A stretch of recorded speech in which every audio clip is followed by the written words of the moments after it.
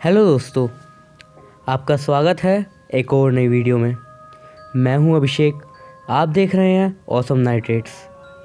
आज भी मैं आपके लिए एक बार फिर से लेके आ गया हूं कुछ ऐसी अनकही घटनाएं जिन्हें जानने के बाद आपके दिमाग में एक ही ख्याल आएगा कि क्या वाकई में भूत, प्रेत, स्पिरिट्स, जिन्हें हम अलग अलग नाम से बुलाते हैं, क्या ये सभी चीज़ें सिर्फ बातों में ही हैं या फिर इनका अस्तित्व भी मौजूद है, जो कि अलग अलग समय पर हमें अपनी मौजूदगी का एहसास दिलाता रहता है। तो चलिए दोस्तों, बिना समय वेस्ट किए मैं सीधा स्टोरीज पर आता हूँ। उससे पहले आपसे यही गुजारिश है, अगर आपके पास भी कोई ऐसी कोई घटना हो जिसे आप मुझे बताना चाहते हो, तो स्क्रीन पर दिख रहे नंबर या फिर मेरी इंस्टाग्राम आईडी पे मुझे अपनी घटना आप बता सकते हैं। मैं कोशिश करूँगा जल्द से जल्द आपकी घटना अपने चैनल पर सुनाऊँ। तो चलिए दोस्तों, आज का वीडियो अब शुरू करते हैं। एक बड़ी बिल्डिंग के पीछे खिड़की से किसी ने गुड़िया को फेंका, जो कि पीछे के शमशान में एक जलती हुई चिता की आग पर आके गिर गई और उसके उस साथ ही उस पर की गई काले जादू की असर भी ख़त्म हो गई। 8 साल की अनु के हाथ में वही गुड़िया देखकर सरला को गुस्सा आया। उसके हाथ से वो गुड़िया छीनते हुए उसने गुस्से में पूछा, अनु, तुझे ये गुड़िया कहाँ से मिली? अनु ने अपनी गुड़िया को कसकर पकड़ लिया। ये मेरी गुड़िया है, मैं नहीं दूंगी। सरला को बहुत गुस्सा आया और उसने अपने बेटी के हाथ से वो गुड़िया छीन ली और उसे ले जाकर पीछे की खिड़कियों से नीचे फेंक दिया। मुझे मेरी गुड़िया वापस दो, मुझे मेरी गुड़िया चाहिए, मेरी गुड़िया। नन्ही सी अनु जिद करते हुए चिल्ला रही थी। अनु को डांटते हुए सरला उस पर चिल्लाई, तूने बताया नहीं कहाँ से लाई ये गुड़िया? किसने दी तुम्हें ये गुड़िया? बता रही हो या? उसे मारने के लिए उसने उस पर हाथ उठाया। रोते हुए अनु ने कहा, वो 13 नंबर वाली आंटी ने। अपनी बेटी की बात सुनकर सरला शौक हो गई। क्या? उसने तुम्हें ये गुड़िया दी है? हाँ, वो बहुत अच्छी आंटी है, उसने मुझे गुड़िया ला कर दी। रोते हुए अनु बोल रही थी। उसका हाथ पकड़कर उसे धमकाते हुए कहा, तुम्हें कितनी बार कहा है कि ऐसी किसी से भी कुछ मत लिया करो, फिर भी तुम तो सुनती ही नहीं हो। अनु गुस्से में अपनी माँ पर चिल्लाई, नहीं सुनूंगी, नहीं सुनूंगी, मुझे मेरी गुड़िया वापस दो। बदतमीज़, तू ऐसे नहीं मानेगी। सरला ने अनु पर हाथ उठाया। रोती हुई अनु के गाल पर उंगलियों के लाल निशान बन गए थे। उस कमरे में धकेलते हुए सरला ने बाहर से कमरे का दरवाज़ा बंद कर दिया। 2 हफ्ते पहले की बात जानते हैं अब। दरवाजे पर डोरबेल बजी। अनु को स्कूल के लिए तैयार कर रही थी सरला।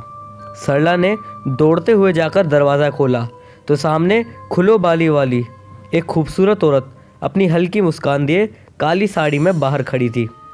सरला उसे पहचान गई। वो उसकी नई पड़ोसन थी। कल ही उन्होंने सामने वाले 13 नंबर के फ्लैट में सामान शिफ्ट किया था। सरला ने मुस्कुराते हुए उन्हें कहा, अरे माया जी, आप? उसका नाम माया था। माया ने सरला का नाम लेते हुए मुस्कुराकर कहा, मिस सरला, क्या आप मुझे अपनी बच्ची का कोई खिलौना दे सकती है? मेरी बेटी रो रही है। सरला ने मुस्कुराते हुए कहा, अरे क्यों नहीं, अभी लेकर आती हूँ। माया ने दरवाजे से अंदर ही सरला के घर में देखा। सामने वाली खूबसूरत रंगीन दीवार पर सरला और उसके पति की कुछ प्यार भरी तस्वीरें लगी हुई थी। उसका ध्यान उस एक तस्वीर से होते हुए टेबल पर पड़ी उनकी बेटी अनु की तस्वीर पर पड़ी। एक प्यारी सी मुस्कान दिए वो गुड़िया अपने हाथ में एक छोटी सी गुड़िया लिए तस्वीर में खड़ी थी। वो अनु से मिलने घर में कदम रखने वाली थी कि तभी सरला आ गई। उसके हाथ में अनु की एक बारबी डॉल थी। माया ने सरला से कहा, क्या आप मुझे उस तस्वीर में रही सॉफ्ट डॉल दे सकते हैं? वो क्या है ना, मेरी बेटी को सॉफ्ट टॉयज़ बहुत अच्छे लगते हैं। सरला ने मुस्कुराते हुए कहा, हाँ ज़रूर। तभी सरला की बेटी अनु अपनी वही गुड़िया लेकर बाहर हॉल में आई। माया की नज़र अनु और उसकी गुड़िया पर पड़ी। सरला अनु के पास आई और उसके हाथ से वो गुड़िया लेते हुए प्यार से कहा, बेटा, आंटी की बेटी को कुछ दिन खेलने के लिए अपनी गुड़िया दे दो, वो वापस कर जाएगी। अनु ने अपनी गुड़िया हाथ से पीछे छुपाते हुए साफ मना कर दिया। नहीं, मैं नहीं दूंगी। सरला ने उसे समझाते हुए कहा। अरे बेटा, ऐसा नहीं करते, तुम्हारे पास और भी तो बहुत से टॉयज़ हैं ना, उसे भी तो खेल सकती हो ना। दरवाजे से माया अंदर तक आ गई। उसने सरला से कहा, अरे सरला जी, रहने दीजिए, वो मना कर रही है। तो वो अपनी बात पूरी कर पाती इसके पहले ही अनु उसके पास आई और उसकी ओर अपनी गुड़िया बढ़ा दी। ये लीजिए आंटी, मेरे पास तो और भी टॉयज़ हैं, मैं किसी से भी खेल सकती हूँ। सरला अपनी बेटी की बात पर मुस्कुराई और माया से कहा, देखा, अभी थोड़ी देर पहले कितना नाटक कर रही थी, एक नंबर की ड्रामेबाज है ये। अनु दौड़ती हुई अंदर किचन में चली गई। वहाँ से ही उसने सरला को आवाज़ लगाई, मम्मा, मुझे भूख लगी है।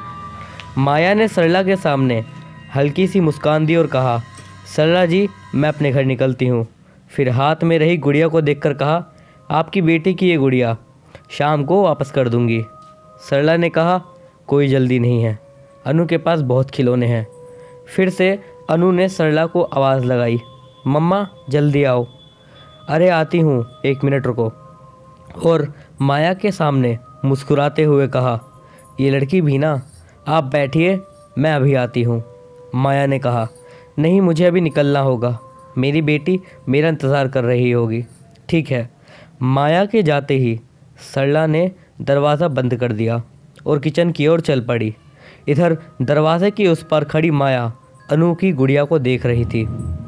13 नंबर के फ्लैट का दरवाज़ा खोलकर माया गुड़िया लेकर अंदर गई। उसने दरवाज़ा अंदर से बंद कर दिया। सरला के घर से आई अनु की गुड़िया उसने टेबल पर पड़ी एक तस्वीर के पास रखी और तस्वीर हाथ में लेते ही उसकी आंखें भर आईं। वो तस्वीर उसकी मरी हुई बेटी पलक की थी। पलक, जो कि हूबहू सरला की बेटी अनु की तरह दिखती थी। 11 नंबर के फ्लैट के दरवाजे के पास अनु को जब उसने पहली बार देखा, तभी से मानो उसकी सोई ममता जाग गई थी। वो दौड़कर उसे गले लगाने ही वाली थी कि वीर ने उसे रोक लिया। वीर, ये हमारी बेटी है। नहीं माया, ये हमारी बेटी नहीं है, हमारी बेटी तो। उसका हाथ पकड़कर वो उसे अपने साथ खींचते हुए घर में ले गया। फिर भी माया पीछे अनु को देखकर ही कहे जा रही थी, ये हमारी बेटी है, ये हमारी पलक है वीर। घर का दरवाज़ा बंद करके वीर ने उसे प्यार से समझाया, माया, वो तुम्हारी बेटी नहीं है, तुम्हारी बेटी मर चुकी है। नहीं, वो झूठ है, मेरी बेटी जिंदा है, मैंने अभी अपनी आंखों से उसे अपने सामने देखा है। दोनों हाथों से उसका चेहरा पकड़ते हुए उसकी आंखों के देखते हुए वीर ने कहा, सुनो सुनो माया, मेरी बात सुनो। हमारी बेटी को मरे हुए 1 महीना हो गया है और जिसे तुमने बाहर देखा है वो पड़ोसी की बेटी थी। वो अपनी पलक नहीं है, वो बस उसके जैसी दिखती है। जैसे तैसे वीर ने माया को समझाया। जैसा अघोरी ने माया से कहा था, माया ने ठीक वैसा ही किया। उसे अपनी बेटी चाहिए थी और उसे पाने के लिए सबसे पहले तंत्र साधना से उसे अपने वश में करना पड़ेगा। अघोरी ने माया से कहा था कि उस बच्ची को पाने के लिए तुम्हें उस बच्ची की कोई चीज़ लाकर देनी होगी जिस पर मैं वशीकरण करूँगा, और जब तो उस चीज़ पर वशीकरण का प्रभाव रहेगा वो बच्ची सिर्फ तेरी ही रहेगी। कल रात लगभग 12 बजे के आसपास वो नज़दीकी एक कब्रिस्तान किसी अघोरी से मिली थी। अपनी समस्या बताने के बाद उस अघोरी ने उससे वादा किया कि तुम्हें वो बच्ची ज़रूर मिलेगी। उस बच्ची की सबसे प्यारी चीज़ यानी वो सॉफ्ट गुड़िया रात के 12 बजे वीर के सोने के बाद उस गुड़िया को लेकर घर से निकल गई। हाथ में गुड़िया पकड़े हुए वो अंधेरे में चेहरा छुपाए सीढ़ियाँ उतर रही थी कि तभी सामने से एक काली बिल्ली चीखते हुए गुजरी। एक पल को तो वो काफ़ी ज़्यादा डर गई। अगले ही पल अपने डर पर काबू रखते हुए वो पार्किंग में जाकर अपनी कार में बैठ गई। कार बिल्डिंग से गेट की ओर जाने लगी। कार को आते देख वॉचमैन ने गेट खोल दिया। गेट खुलते ही कार बाहर निकलकर हाईवे की रफ्तार में दौड़ने लगी। अगली सुबह सरला के घर की डोरबेल बजी। उसने जैसे ही दरवाज़ा खोला, सामने हल्की सी मुस्कान दिए 13 नंबर वाली आंटी यानी कि माया हाथ में अनु की गुड़िया लिए खड़ी थी। उसने सरला को गुड़िया देते हुए प्यार से कहा, ये लीजिए आपकी बेटी की गुड़िया। सरला उसके हाथ से वो गुड़िया ले, इससे पहले ही नन्ही अनु अपने कमरे में से बाहर दौड़ती हुई आ गई। मेरी गुड़िया। माया के हाथ से अपनी गुड़िया खींचकर वो उससे वहीं सोफे पर बैठकर खेलने लगी। माया की नज़रें सामने बैठी अनु को ही घूरे जा रही थी। इस बात से बेखबर सरला ने माया की ओर मुस्कुराते हुए कहा, देखा अपनी गुड़िया के लिए कितनी पागल है ये लड़की। आज से मैं भी खुश, क्योंकि ये गुड़िया यहाँ इनकी बेटी अनु की जगह लेगी और उनकी बेटी अनु मेरे पास। बस वशीकरण अपना काम कर दे। अनु यानी मेरी पलक खुद चलकर अपनी माँ के पास दौड़ती हुई आ जाएगी। वो वैसे ही दरवाज़ों पर खड़ी अनु को घूरती हुई गहरी सोच में डूबी हुई थी। सरला ने ये नोटिस किया और उससे कहा, अरे मिस माया कहाँ खो गई। वो अपनी सोच से बाहर आई और सरला के सामने मुस्कुराई। अरे कहीं नहीं, लगता है अब मुझे जाना चाहिए। अरे ऐसे कैसे, आप अंदर तो आइए, मैं चाय बनाती हूँ। माया को भी लगा कि यही सही मौका है अनु के पास जाने का। जी ज़रूर, वैसे भी सुबह की चाय नहीं मिली, मेरे पति की छुट्टी है सो अभी तक सो रहे हैं। सरला उसकी ओर हैरानी से देख रही थी। फिर उसने पूछा, आपके पति चाय बनाते हैं? माया ने मुस्कुराते हुए कहा, हाँ, वीर को किचन से बड़ा लगाव है, सो किचन का सारा काम वो ही करते हैं। आपकी अजीब फैमिली है। सरला ने उसे बैठने के लिए कहा। वो ठीक अनु के पास उसके बगल में बैठ गई। उसने अनु की ओर देखते हुए कहा, अब तो गुड़िया मिल गई, अब तो खुश हो ना? अनु ने उसकी ओर देखते हुए कहा, आप फिर ले जाएगी मेरी गुड़िया को? नहीं तो बहुत जल्द हमारे घर में नई गुड़िया आने वाली है। उसकी इस बात पर सामने बैठी सरला ने उसे हैरानी से देखा। इस बारे में वो कुछ कह पाती इसके पहले ही उसे जय का फ़ोन आ गया, उसका पति। उसने माया से कहा, आप बैठना, मैं ज़रा अभी आई। और वो बात करने के लिए बाहर बालकनी में चली गई। इधर माया ने घर में चारों ओर देखा। उसे लगा कि उसे अब कोई नहीं देख रहा, तो उसने पास बैठी अनु को गले से लगा लिया। अनु कुछ समझ पाए इससे पहले ही उसने उसके माथे को चूमना शुरू कर दिया। साथ ही वो कुछ बड़बड़ा रही थी, तुम मेरी बेटी हो, मैं तुम्हारी माँ हूँ, देखना बहुत जल्द तुम अपनी माँ के पास आ जाओगी। कुछ देर बाद सरला आई और उसने माया को चाय पिलाई। चाय पीकर वो घर चली गई। उसके जाते ही सरला तुरंत अपने पति जय को फ़ोन किया। सामने से जय ने उठाया। Hello hello. जय को उसकी आवाज़ कुछ परेशान सी लगी। सरला, क्या हुआ, तुम ठीक तो हो ना? सरला ने रोते हुए कहा, कुछ ठीक नहीं है जय, आज वो 13 नंबर वाली माया अनु की डॉल लौटाने घर आई थी और उसने क्या हुआ? रोते हुए सरला बोली। उसने कहा कि अनु उसकी बेटी है और वो हमारी अनु को ले जाएगी। उसकी बात को मजाक में लेते हुए जय ने कहा, क्या सरला तुम भी, अरे जरा सी बात को लेकर उन्होंने वैसे ही कह दिया होगा। जय मैं सच कह रही हूँ, मैंने खुद अपने कानों से सुना है। वो कह रही थी, उसने क्या कहा वो मैं घर आकर सुनूंगा, अभी ऑफिस में बहुत काम है। और उसने सामने से कॉल काट दिया। सरला ने फिर कॉल किया, जय ने कॉल नहीं उठाया। उसने 2-4 बार ट्राई की तो जय का फ़ोन ही स्विच ऑफ होने लगा। रोते हुए वो डाइनिंग चेयर पर बैठ गई। उसने देखा तो सामने सोफे पर उसकी अनु अपनी गुड़िया से खेल रही थी। सरला नहाकर बाथरूम से बाहर आई। उसने अपने शरीर पर पिंक गाउन पहना था और सर पे भीगे बालों का गुच्छा बनाया हुआ था। कमरे के ड्रेसिंग वाले बड़े से आईने के सामने बैठकर उसने अपने बाल खोले। हेयर ड्रायर्स लेकर वो बाल सुखा रही थी कि तभी अचानक कमरे की लाइट्स आने जाने लगी। साथ ही उसके आसपास ऐसा महसूस होने लगा कि कोई है। एक अजीब सा भय उसे सताने लगा। अचानक से ही बिजली पूरी तरीके से जली गई और घर में अंधेरा छा गया। वो काफ़ी ज़्यादा घबरा गई थी। अपने मोबाइल की फ्लैशलाइट ऑन करके वो खड़ी होकर पीछे की ओर मुड़ी और डर के मारे अपने आसपास चारों ओर देखा। उसे लगा कि वहाँ कोई भी नहीं है, पर वहाँ कोई नहीं था। अचानक ही एक जोर की आवाज़ के साथ आईने के अंदर अनु की गुड़िया का एकदम भयानक सा प्रतिबिंब दिखा। आवाज़ के साथ ही वो डर के मारे वापस आईने की ओर मुड़ी कि आईने में कुछ भी नहीं था और वो अपना ही प्रतिबिंब से डर रही थी।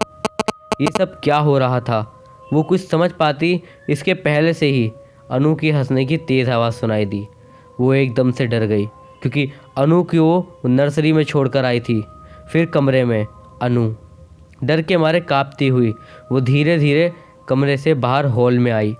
डर के मारे उसकी आंखें फ्लैशलाइट के फोकस की ओर देख रही थी। अनु, कहाँ हो तुम? देखो, इस तरह मम्मा को मत डराओ। उसने हॉल में चारों ओर देखा, उसके अलावा घर में कोई भी नहीं था। तो फिर अनु की वो हंसी। अचानक ही किचन में कुकर की सीटी बज उठी। उसे याद आया कि उसने गैस पर कुकर चढ़ाया था। वो कुकर उतारने के लिए किचन में जा रही कि तभी हॉल में से वापस अनु की वही हंसी सुनाई दी। इस बार ये हंसी कुछ ज़्यादा ही डरावनी थी। वो काफ़ी हद तक डर गई और पीछे की ओर मुड़ी तो सामने सोफे पर अनु की गुड़िया बैठी थी। घबराती हुई वो धीरे से सोफे के पास गई और गुड़िया को लेने के लिए जैसे ही हाथ बढ़ाया, सामने वाले टेबल पर से एक आवाज़ के साथ अनु की तस्वीर नीचे गिर गई और टूटकर चकनाचूर हो गई।